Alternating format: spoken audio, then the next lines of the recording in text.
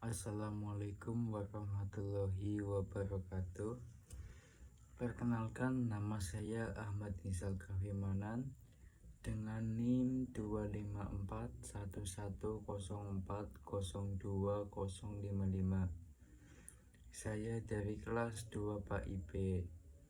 Video ini dibuat untuk memenuhi tugas akhir mata kuliah Qawaidul Fiqhiyah yang diampu oleh Bapak Ishak Suryanugroho MSI.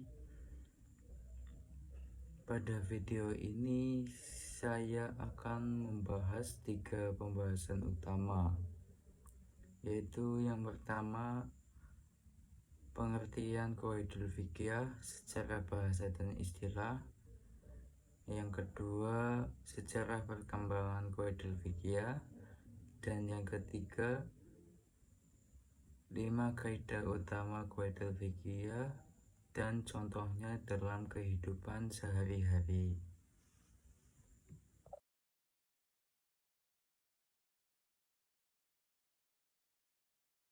Nah, sebelum ke pembahasan yang utama, mungkin sebagian dari kita pernah bertanya, kenapa dalam Islam ada begitu banyak hukum yang mengatur kehidupan kita, mulai dari ibadah, jual beli, pernikahan, atau yang sedang banyak terjadi sekarang, transaksi digital.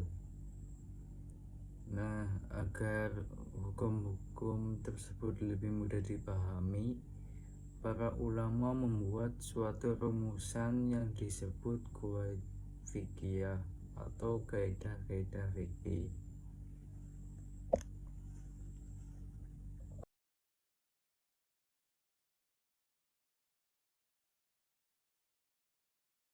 Langsung saja ke poin utama, yaitu Qawaid al-Fiqhiyah. Pengertiannya yaitu Qawaid al-Fiqhiyah terdiri dari 2 kata, yaitu qawaid dan fiqhiyah.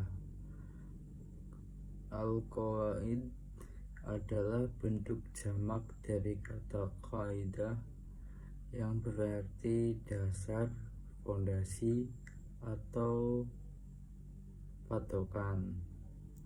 Fiqhiyah berasal dari kata fiqh yang berarti pemahaman atau pengetahuan tentang hukum-hukum syariat Islam yang berkaitan dengan perbuatan manusia.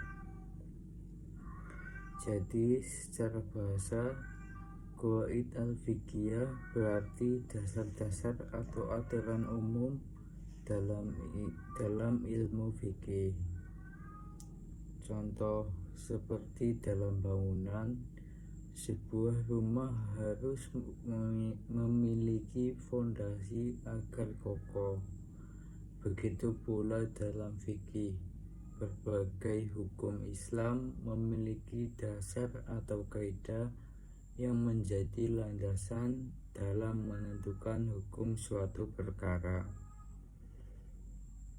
Contohnya salat, puasa, zakat, dan haji memiliki aturan yang berbeda, tetapi semuanya tetap berlandaskan pada prinsip-prinsip umum dalam syariat Islam.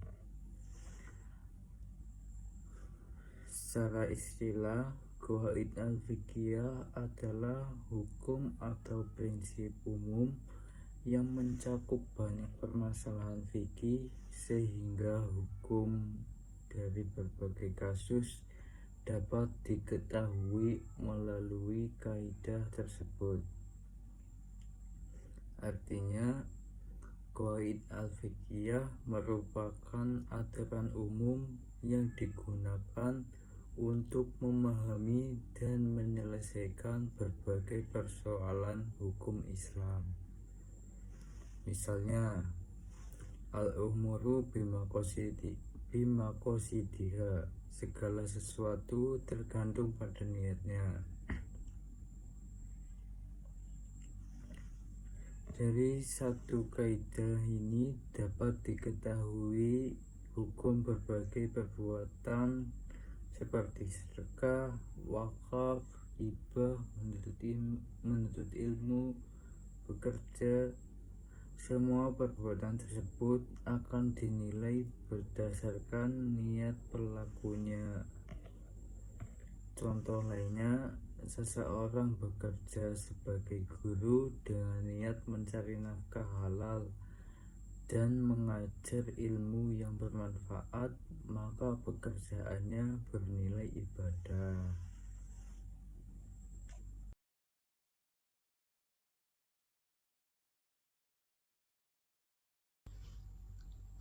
Selanjutnya, sejarah Qawaidul Fiqhiyah. Pada masa Rasulullah Shallallahu Alaihi Wasallam, cikal bakal Qawaid al-Fiqhiyah sebenarnya sudah ada sejak zaman Rasulullah Shallallahu Alaihi Wasallam, walaupun belum tersusun dalam bentuk ilmu tersendiri. Prinsip-prinsipnya sudah terdapat dalam Al-Quran dan hadis. Banyak hadis Nabi yang berisi aturan umum yang kemudian menjadi dasar kaidah fikih. Contoh hadisnya, sesungguhnya setiap amal tergantung pada niatnya. Kemudian menjadi kaidah al-umuru bima qasidiha. Contoh penerapannya, orang yang berpuasa karena Allah mendapat pahala. Hadis lain, tidak boleh membahayakan diri sendiri dan tidak boleh membahayakan orang lain. Menjadi dasar kaidah al-dararu la yuzal. Contoh larangan menjual makanan, larangan merusak lingkungan, dan larangan menyebarkan fitnah.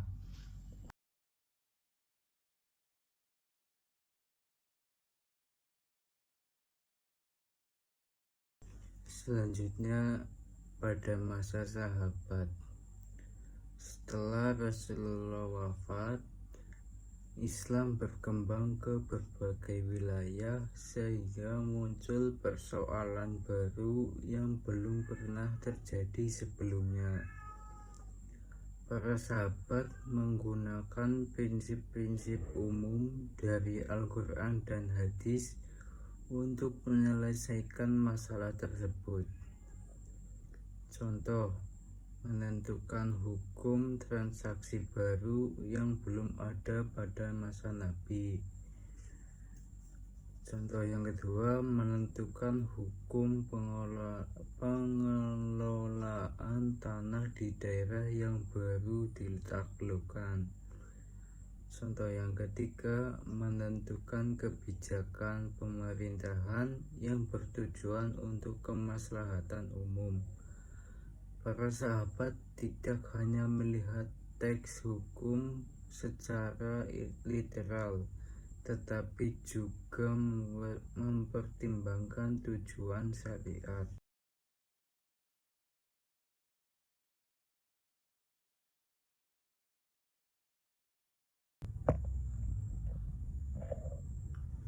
Selanjutnya, masa Imam Mazhab. Pada abad kedua dan ketiga Hijriah, para imam mazhab mulai mengembangkan metode istinbat hukum secara lebih sistematis. Tokohnya meliputi Imam Syafi'i, Imam Ahmad bin Hanbal, Imam Maliki, dan Imam Abu Hanifah. Mereka belum menulis kitab khusus tentang Qawaid al-Fiqhiyah, tetapi prinsip-prinsip yang mereka gunakan menjadi dasar terbentuknya kaidah fikih. Salah satu contohnya yaitu menentukan hukum transaksi yang berkembang dalam masyarakat. Selanjutnya, pada masa kodifikasi dan penyempurnaan pada abad ke-7 Hijriah dan seterusnya, para ulama menyusun Qawaid al-Fiqhiyah dalam bentuk kitab. Tokoh yang terkenal antara lain Al-Qarafi, Al-Suyuti, dan Ibnu Rajab. Mereka mengumpulkan berbagai hukum cabang, kemudian merumuskannya menjadi kaidah umum yang dapat digunakan sampai sekarang. Salah satu contohnya yaitu kaidah digunakan dalam hukum keluarga Islam. Selanjutnya 5 kaidah fikih. Kaidah yang pertama yaitu al-umuru bima qasidiha. Segala sesuatu tergantung pada niatnya. Kaidah ini menjelaskan bahwa nilai dan hukum suatu perbuatan sangat ditentukan oleh niat pelakunya. Contohnya, seseorang memberikan uang 50.000 kepada temannya. Jika niatnya sedekah, maka mendapat pahala. Tetapi jika niatnya pinjaman, maka wajib dikembalikan. Contoh yang kedua, mahasiswa belajar hingga malam. Jika niatnya mencari ilmu karena Allah, maka bernilai ibadah. Tetapi jika niatnya hanya ingin dipuji, maka tidak bernilai ibadah. Kaidah yang kedua yaitu al-yakinu la yusalu bisak. Keyakinan tidak hilang karena keraguan. Sesuatu yang sudah diyakini tidak berubah karena muncul keraguan. Contohnya, sudah yakin berwudu, lalu ragu batal atau tidak, tetap dianggap suci. Contoh yang kedua, sudah yakin membayar uang kuliah dan memiliki bukti transfer, maka hukumnya tidak perlu membayar ulang hanya karena ragu. Contoh yang ketiga, sudah yakin mengerjakan sholat zuhur, maka tidak wajib mengulang sholat hanya karena muncul keraguan setelahnya. Kaidah selanjutnya, kaidah yang ketiga yaitu al-masyaqqatu tajlibu taisir. Kesulitan mendatangkan kemudahan. Ketika mendapat kesulitan yang nyata, Islam memberikan keringanan kepada umatnya. Salah satu contohnya, orang yang sakit boleh sholat sambil duduk atau berbaring. Contoh yang kedua, musafir boleh menjamak dan mengqashar salat. Contoh yang ketiga, tidak ada air atau penggunaan air berbahaya bagi kesehatan, maka dibolehkan bertayamum. Selanjutnya, kaidah yang keempat yaitu ad-dararu yusal. Kemudaratan harus dihilangkan. Segala bentuk bahaya dan kerugian harus dicegah atau dihilangkan. Contohnya, membuang sampah ke sungai dilarang karena menyebabkan banjir. Terus menjual makanan basi dilarang karena membahayakan konsumen. Contoh selanjutnya, menyebarkan berita bohong di media sosial dilarang karena merugikan orang lain.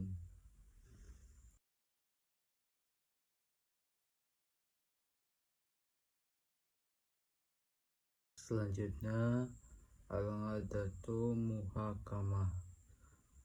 Adat kebiasaan dapat dijadikan pertimbangan hukum. Kebiasaan masyarakat yang baik dan tidak bertentangan dengan syariat dapat dijadikan dasar pertimbangan hukum. Contohnya, besarnya mahar berbeda-beda sesuai adat masing-masing daerah. Terus, jual beli melalui transfer bank dianggap sah karena telah menjadi kebiasaan masyarakat modern. Terus, pakaian adat daerah yang berbeda-beda tetap diperbolehkan selama menutup aurat dan tidak melanggar syariat.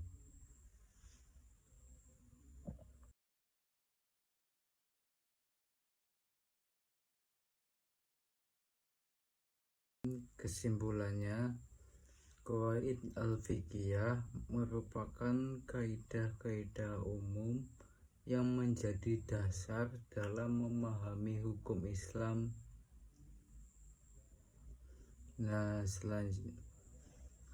Selanjutnya kesimpulan. Qawaid al-fiqhiyah merupakan kaidah-kaidah umum yang menjadi dasar dalam memahami hukum Islam. Ilmu ini berkembang sejak masa Rasulullah SAW, diteruskan oleh para sahabat, dikembangkan oleh para imam mazhab, dan disusun secara sistematis oleh para ulama.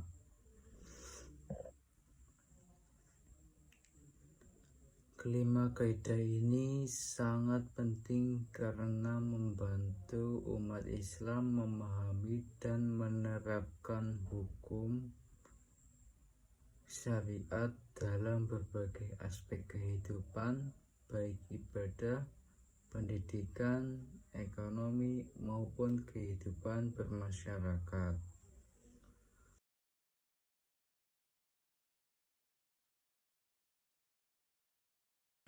Mungkin cukup sekian yang dapat saya sampaikan. Kurang lebihnya mohon maaf. Wassalamualaikum warahmatullahi wabarakatuh.